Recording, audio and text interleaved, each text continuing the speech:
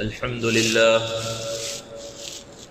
لله نحمده ونستعينه ونستغفره ونؤمن به ونتوكل عليه ونعوذ بالله من شرور أنفسنا ومن سيئات أعمالنا من يهد الله فلا مضل له ومن يضلل فلا هادي له ونشهد أن لا إله إلا الله وحده لا شريك له ونشهد أن سيدنا ومولانا محمدا عبده ورسوله صلى الله تعالى عليه وعلى آله وأصحابه وبارك وسلم تسليما كثيرا أما بعد فأعوذ بالله من الشيطان الرجيم بسم الله الرحمن الرحيم قل يا عبادي الذين أسرفوا على أنفسهم لا تقنطوا من رحمة الله إن الله يغفر الذنوب جميعا إنه هو الغفور الرحيم صدق الله العظيم. معزز سامعین کرام، بزرگوں اور دوستوں، اللہ رب العزت نے قرآن مجید کے اندر ارشاد فرمایا: ظہر الفساد فی البر والبحر بما کسبت ایدی الناس لیذیقہم بعض الذی عملوا لعلہم یرجعون. یہ خشکی اور تری کے اندر فساد پھیل گیا ہے لوگوں کے اعمال کی وجہ سے، ان کے کرتوتوں کی وجہ سے، اور پھر فساد ہر جگہ پر پھیل گیا. اب اللہ رب العزت فرما رہے لیذیقہم بعض الذی عملوا، کہ لوگوں نے جو کچھ اعمال کیے ہیں اللہ تعالیٰ انہیں ان کا مزہ چکھانا چاہتا ہے تاکہ وہ اللہ کی طرف رجوع کریں. خلاصہ یہ ہے کہ دنیا کے اندر جو فساد نظر آ رہا ہے اور جو پریشانی نظر آ رہی ہے، اللہ تعالیٰ فرما رہے ہیں وہ لوگوں کے اعمال کا نتیجہ ہے. اور اعمال تو بہت سارے ہیں جو برے ہیں اور غلط ہیں، لیکن سب پر اللہ رب العزت دنیا میں پکڑ نہیں فرماتا. بعض اعمال پر ہی اللہ تعالیٰ پکڑ فرماتے ہیں، اور اس پکڑ فرمانے کا مقصد بھی یہ ہوتا ہے لعلہم یرجعون، تاکہ لوگ اللہ کی طرف رجوع کریں، توبہ کریں، استغفار کریں. اسی کو دوسری جگہ پر اللہ نے بیان فرمایا: وَمَا أَصَابَكُم مِّن مُّصِيبَةٍ فَبِمَا كَسَبَتْ أَيْدِيكُمْ، کہ تمہیں جو بھی مصیبت پہنچتی ہے وہ تمہارے ہی اعمال کا نتیجہ ہوتی ہے. اور بہت سارے اعمال تو ایسے ہوتے ہیں جن کو اللہ تعالیٰ یوں ہی چھوڑ دیتا ہے، یعنی اس کے اوپر پکڑ نہیں فرماتا. دنیا کے اندر اللہ نے جو مخلوقات پیدا فرمائی ہیں وہ دو طرح کی مخلوق ہیں نیکی اور بدی کے اعتبار سے.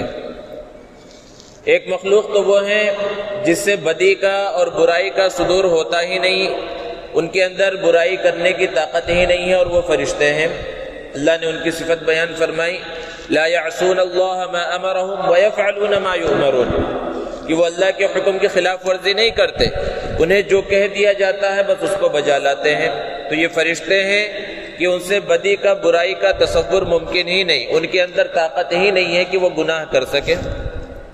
اور دوسری مخلوق جو اللہ نے پیدا فرمائی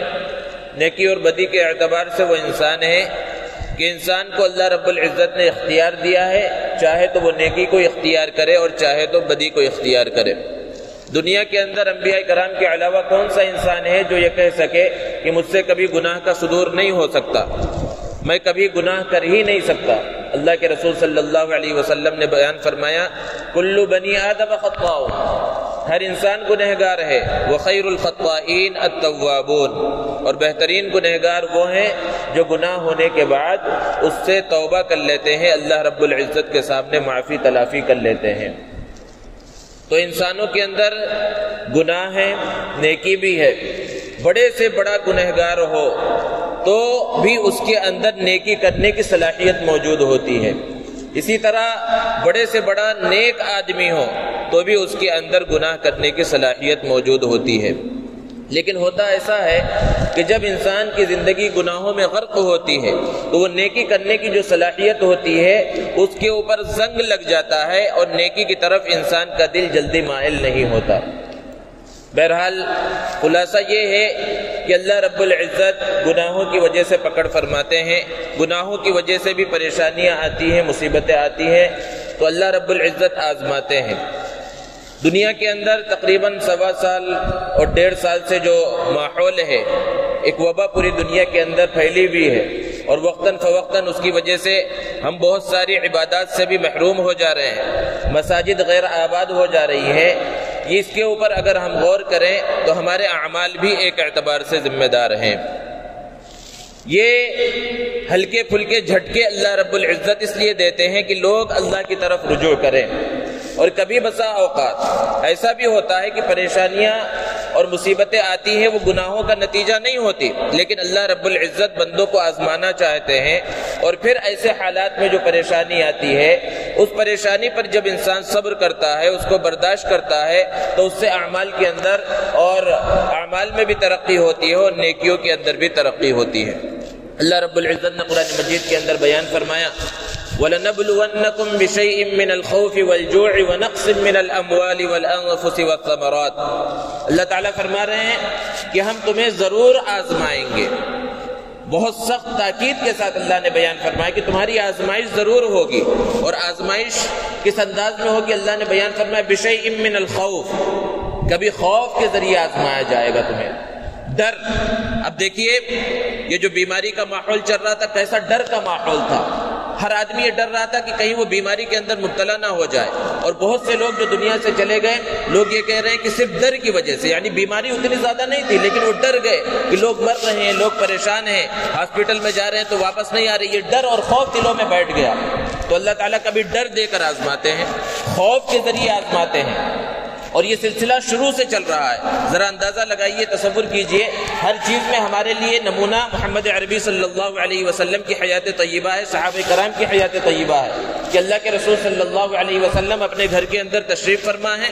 آپ کے ساتھ حضرت علی رضی اللہ تعالی عنہ موجود ہیں، اور گھر کے باہر تقریباً 100 بڑے سردار بہادر وہ موجود ہیں۔ اللہ کے رسول صلی اللہ علیہ وسلم کا کام تمام کرنے کی نیت ہے ان کی،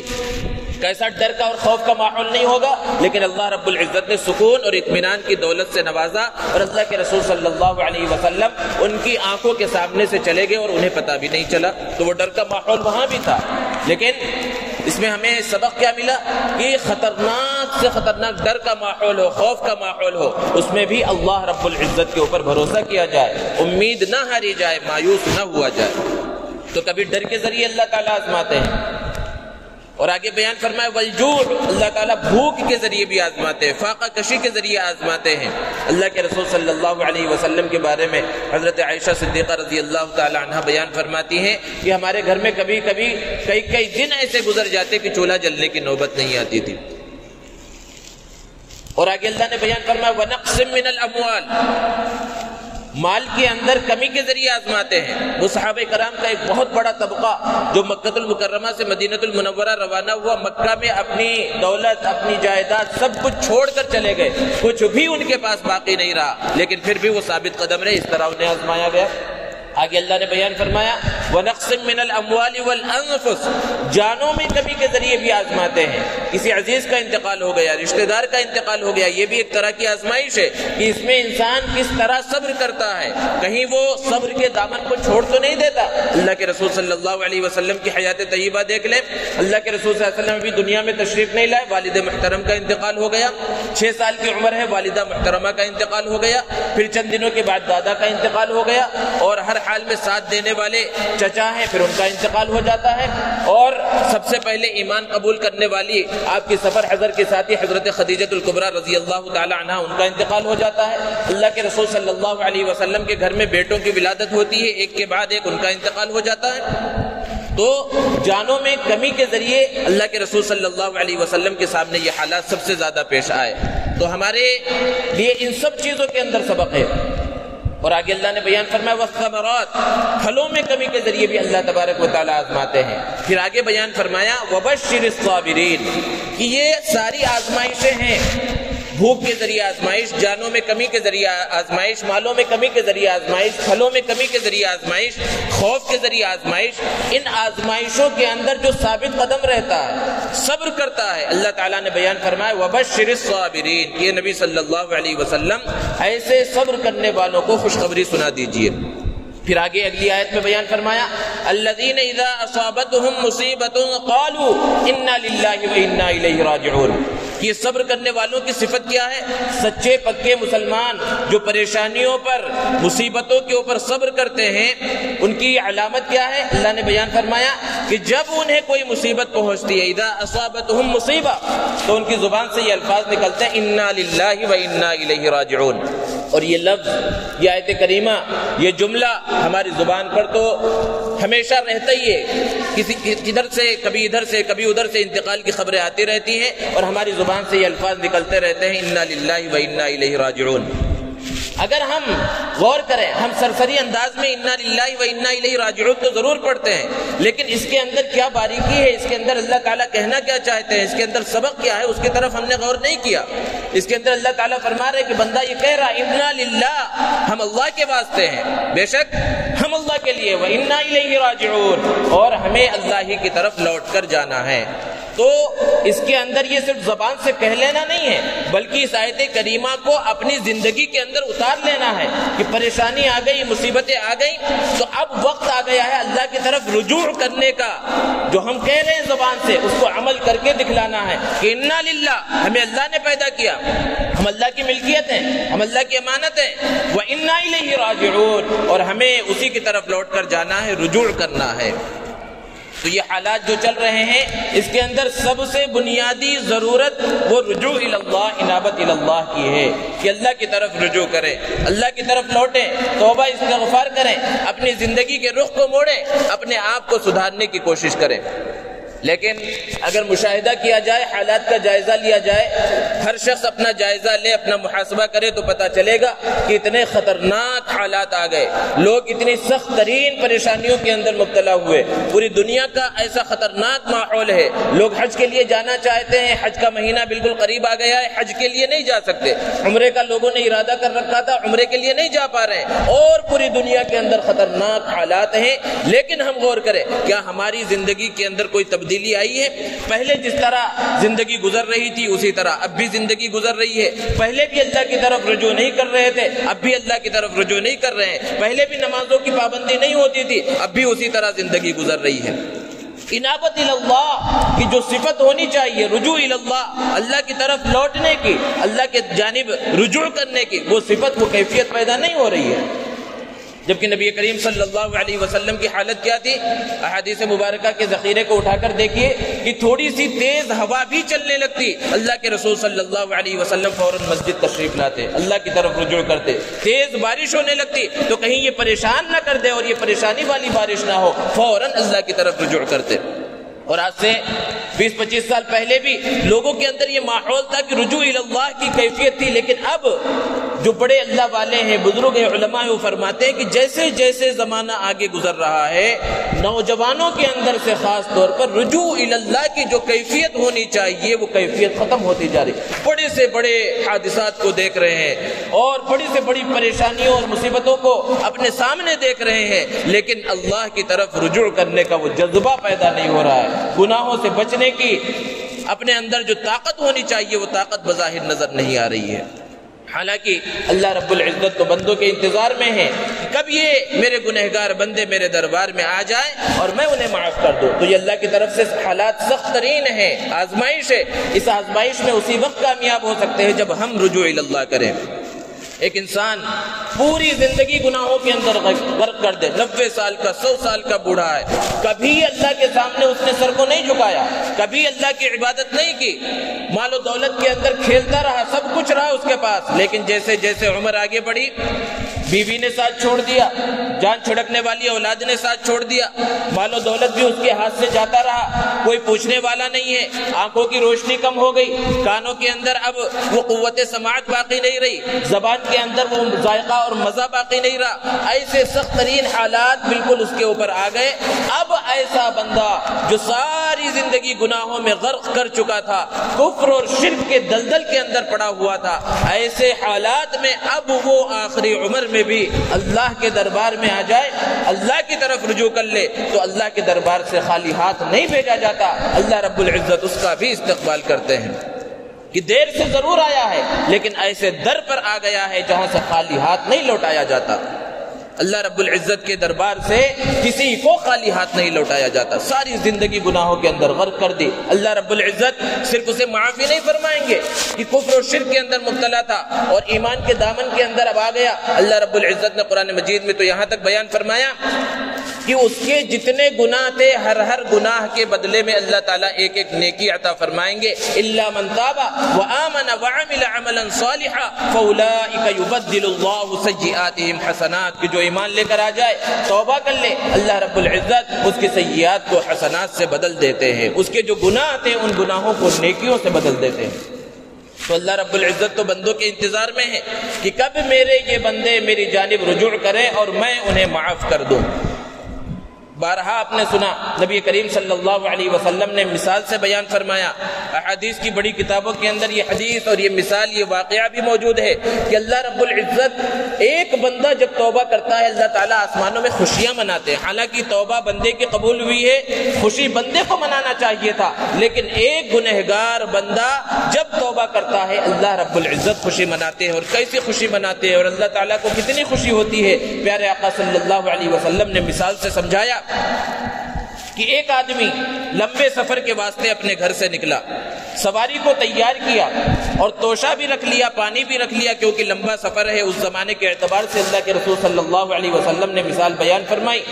کہ اپنی اونٹنی کو تیار کر لیا، توشہ بھی رکھ لیا، پانی بھی رکھ لیا اور لمبے سفر پر روانہ ہوا، اور چلتے چلتے بالکل صحرا کے اندر پہنچ گیا۔ کسی طرف ہریالی کا نام و نشان نہیں ہے، پانی کا نام و نشان نہیں، کسی انسان اور کسی جانور کا نام و نشان نہیں ہے، ہر طرف ریت ہی ریت ہے، لیکن اسے کوئی پریشانی نہیں ہے۔ کیوں؟ کیونکہ اسے معلوم ہے کہ اس کے پاس سواری بھی ہے، اس کے پاس بھوک لگے گی تو کھانا بھی ہے، پیاس لگے گی تو پانی بھی ہے۔ چلتے چلتے تھکاوٹ کا احساس ہوا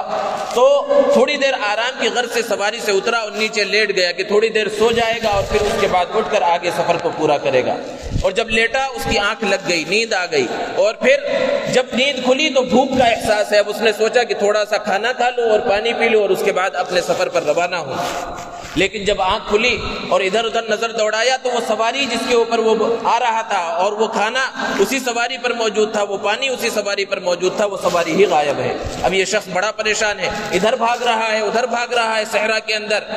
ریگستان کے اندر اپنی سواری کو تلاش کرنے کی کوشش کر رہا ہے، لیکن اس کی سواری کہیں نظر نہیں آ رہی ہے۔ تو وہ اپنی زندگی سے بالکل مایوس ہو جاتا ہے، کیونکہ اسے معلوم ہے کہ اس نے اتنا سفر طے کر لیا ہے کہ اب واپس بھی نہیں جا سکتا پیدل، اور آگے بھی صحرا اتنا طویل ہے کہ بھوک پیاس کی حالت میں اس صحرا کو وہ پار نہیں کر سکتا۔ تو اب موت بالکل نظروں کے سامنے آ جاتی ہے کہ اب تو میری موت یقینی ہو گئی، کیونکہ کھانے کا انتظام نہیں، پینے کا انتظام نہیں، اور مرنے کی نیت سے پھر لیٹ جاتا ہے،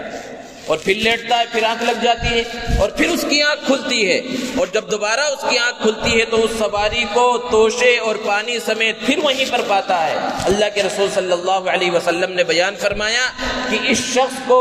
دوبارہ اپنی سواری ملنے پر جتنی خوشی ہوتی ہے، اللہ تبارک و تعالیٰ کو ایک بندے کے توبہ کرنے سے، گناہوں سے معافی مانگنے سے، اللہ کی طرف رجوع کرنے سے، انابت اللہ سے، اس بندے سے بھی زیادہ خوشی ہوتی ہے۔ اس کی خوشی کا اندازہ تصور نہیں کیا جا سکتا کہ وہ بندہ کتنا خوش ہوگا، کیونکہ اس کی زندگی بچ گئی۔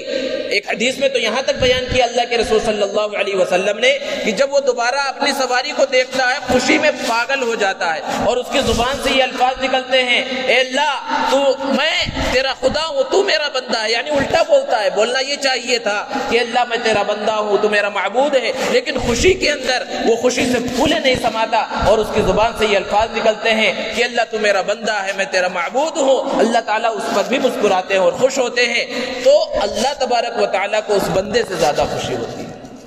تو اللہ رب العزت تو بندوں کے انتظار میں ہے کہ کب میرے بندے میرے سامنے آ جائے۔ اسی کو اللہ رب العزت نے قرآن مجید کے اندر بیان فرمایا، یا عبادی الذین اسرفوا علی انفسہم، اے میرے وہ بندو جنہوں نے اپنی جانوں پر بہت زیادہ ظلم کر لیا ہے، لا تقنطوا من رحمت اللہ، اللہ کی رحمت سے نا امید مت ہو، اللہ کی رحمت سے مایوس مت ہو، ان اللہ یغفر الذنوب جميعا، بے شک اللہ تمہارے سارے کے سارے گناہوں کو معاف کر دے گا، انہ هو الغفور الرحیم، بے شک اللہ بڑا معاف کرنے والا، بڑا رحم کرنے والا ہے۔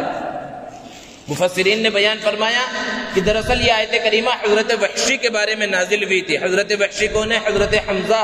رضی اللہ تعالی عنہ، جو اللہ کے رسول صلی اللہ علیہ وسلم کے چچا ہیں۔ اللہ کے رسول صلی اللہ علیہ وسلم ان سے بہت محبت کرتے تھے۔ ان کے قاتل ہیں حضرت وحشی، جنگ احد کے اندر انہیں قتل کیا۔ اللہ کے رسول صلی اللہ علیہ وسلم نے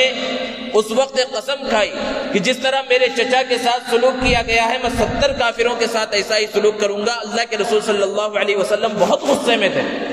اللہ کی طرف سے حکم آیا، وَإِنْ عَاقَبْتُمْ فَعَاقِبُوا بِمِثْلِ مَا عُوقِبْتُمْ بِهِ، کہ نبی صلی اللہ علیہ وسلم اگر آپ بدلہ لینا چاہتے ہیں تو آپ اتنا ہی بدلہ لے سکتے ہیں جتنی تکلیف آپ کو پہنچائی گئی ہے۔ آپ کے ایک آدمی کے ساتھ ایسا سلوک کیا گیا، آپ ان کے ایک آدمی کے ساتھ ہی ویسا سلوک کر سکتے ہیں، 70 کے ساتھ ویسا سلوک نہیں کر سکتے۔ یہ اسلام کی تعلیمات ہے۔ آگے اللہ نے بیان فرمایا، وَلَئِن صَبَرْتُمْ، اگر آپ صبر کر لیں، بہت بڑی پریشانی ہے آپ کے واسطے، بہت بڑی تکلیف ہے آپ کے چچا کا شہید کر دیا جانا، لیکن اگر آپ صبر کر لیں لَهُوَ خَيْرٌ لِلصَّابِرِينَ، تو یہ صبر کرنے والوں کے واسطے بہت بہترین چیز ہے۔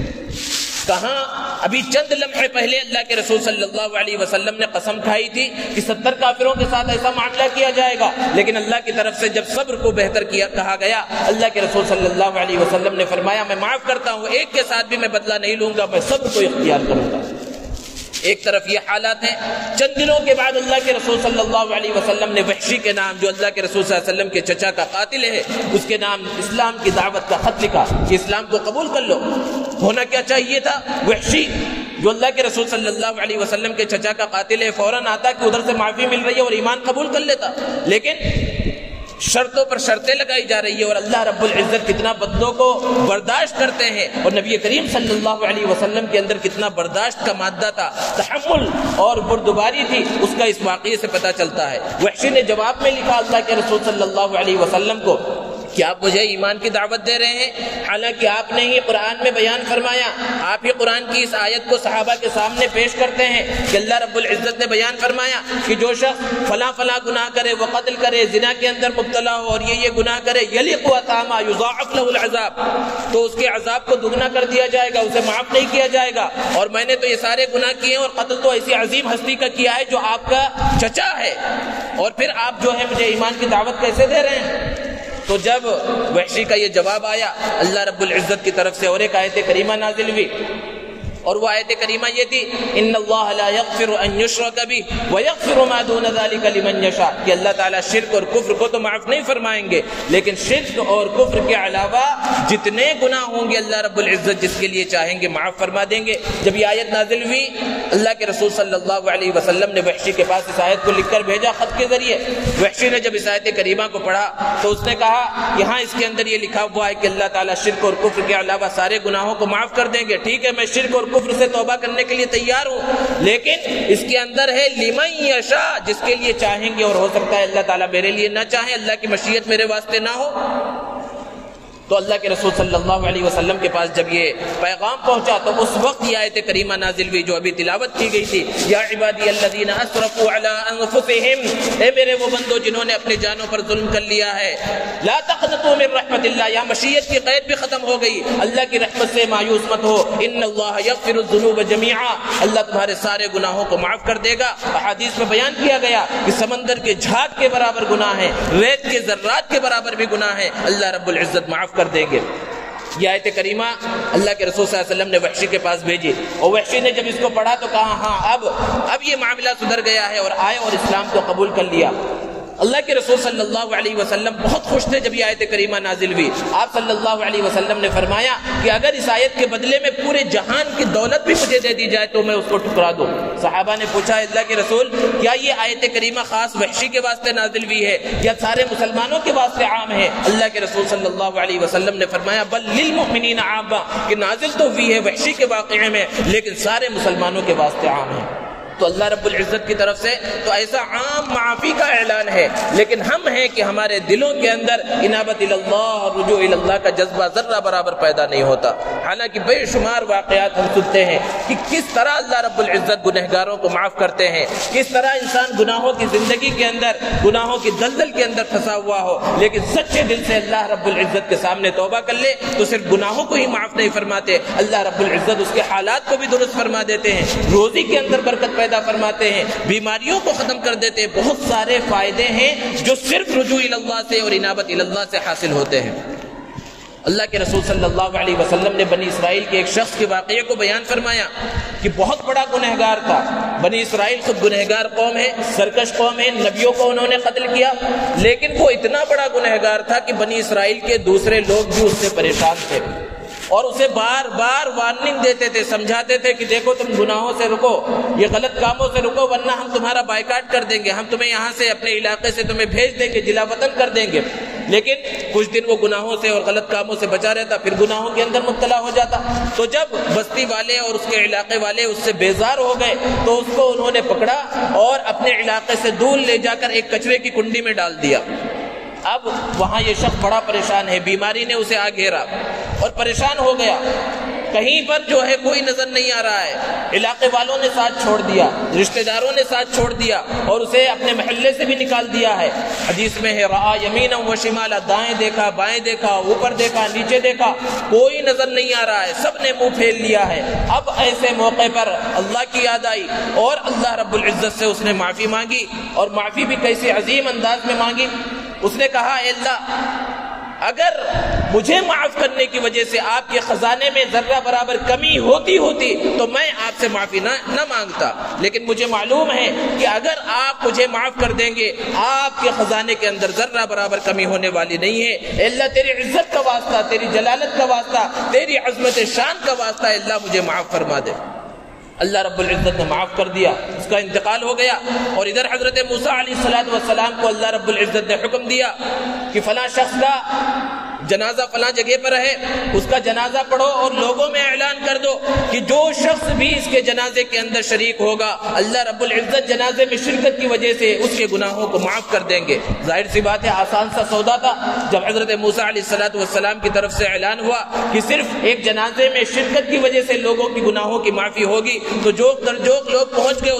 بہت بڑا مجمع وہاں جمع ہو گیا جنازے کے اندر. لیکن جب جنازے کو دیکھا، اس کے چہرے کو دیکھا تو لوگ غصے میں آ گئے. حضرت موسیٰ علیہ السلام سے کہنے لگے یہ ہمارے ساتھ آپ کیا مذاق کر رہے ہیں؟ یہ شخص تو بہت بڑا گنہگار ہے اور اس کی گناہوں اور نافرمانیوں اور غلطیوں سے پریشان ہو کر ہم نے اسے جو ہے کچرے کی کنڈی میں پھینک دیا تھا، اس کو جلا وطن کر دیا تھا، اپنے علاقے سے بھگا دیا تھا، اور آج آپ یہ اعلان کر رہے ہیں کہ اس کے جنازے میں شرکت کی وجہ سے اور اس کی نماز جنازہ پڑھنے کی وجہ سے ہماری مغفرت ہو جائے گی. حضرت موسیٰ علیہ السلام کو کچھ معلوم نہیں تھا. اللہ رب العزت کی جانب سے وحی آئی اور یہ واقعہ بتلایا گیا کہ اے موسیٰ ذرا مجھے بتلاؤ کہ ایک بندے نے کس انداز میں مجھ سے معافی مانگی، میری عزت کا واسطہ دیا، میری جلالت کا اور عظمت شان کا واسطہ دیا، تو کیا میں اسے معاف نہ کرتا؟ اور حدیث میں اللہ کے رسول صلی اللہ علیہ وسلم نے بیان فرمایا کہ اللہ رب العزت نے فرمایا حضرت موسیٰ علیہ السلام سے اس نے اپنے لیے معافی مانگی تھی، اگر ساری دنیا کے واسطے وہ معافی مانگتا تو میں سب کو معاف کر دیتا. تو اللہ رب العزت بندوں کی توبہ کو قبول کرتے، بڑے سے بڑا گنہگار ہو لیکن وہ توبہ کا دروازہ جو کھلا ہوا ہے وہ اس وقت تک ہے. نبی کریم صلی اللہ علیہ وسلم نے فرمایا ان اللہ یقبل توبۃ العبد ما لم یغرغر، جب تک حالت غرغرہ میں نہ پہنچ جائے، یعنی موت کے بالکل حالات سامنے آ جائیں، مرض الموت کے اندر ہے اور موت کا فرشتہ بھی گویا کہ نظر آنے لگے تو اس وقت توبہ قبول نہیں ہے، اس سے پہلے توبہ قبول. اللہ رب العزت فرماتے ہیں فرعون کتنا بڑا گنہگار ہے، انا ربکم الاعلی کا نعرہ لگاتا تھا، جب پانی کے اندر ڈوبنے لگا اس وقت اس کی زبان سے یہ الفاظ نکل رہے ہیں کہ میں ایمان لایا اس اللہ پر جس پر بنی اسرائیل ایمان رکھتے ہیں، جو موسیٰ اور ہارون کا رب ہے میں اس پر ایمان لایا. اللہ رب العزت نے فرمایا الآن وقد عصیت من قبل وکنت من المفسدین، اب ایمان لا رہا ہے حالانکہ پوری زندگی گناہوں کے اندر ڈوبا رہا، نافرمانی کرتا رہا، اب معافی نہیں ہے۔ اگر اس سے پہلے کوئی معافی مانگ لے، اللہ رب العزت کے سامنے جھک جائے، رجوع اللہ کر لے، انابت اللہ کر لے، اور یہ صفت اپنے اندر پیدا کر لے، استغفار کی کثرت ہو اور گناہوں سے اپنے آپ کو بچانے کا پختہ ارادہ کر لے، آئندہ نہ کرنے کا پختہ عزم کر لے، اللہ رب العزت بڑے سے بڑے گناہ کو معاف فرما دیتے ہیں۔ اس لیے ضرورت اس بات کی ہے کہ ایسے حالات میں جب حالات سخت ترین ہوتے جا رہے ہیں، پریشانیاں بڑھتی جا رہی ہیں، لوگوں کے اندر خوف کا ماحول ہے، ایسے حالات میں جب بندہ اللہ کی طرف رجوع کرے گا، دلوں کو اطمینان ملے گا، چین ملے گا، سکون ملے گا۔ اللہ رب العزت ہمیں عمل کی توفیق عطا فرمائے۔ وآخر دعوانا الحمد للہ رب العالمین۔